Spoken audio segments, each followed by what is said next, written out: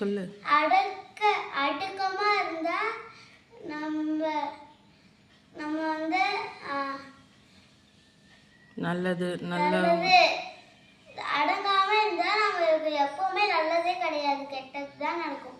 நம்ம lunch box tiffin பார்த்துடலாமா? இப்ப லஞ்சுக்கு வந்து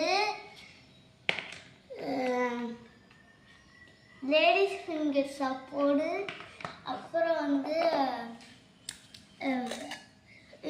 ஸ்நாக்ஸுக்கு வந்து செவ்வாழைப்பழம், அப்புறம் வந்து காலையில் டிஃபனுக்கு வந்து தோசையும் சாம்பாரும். பாய்.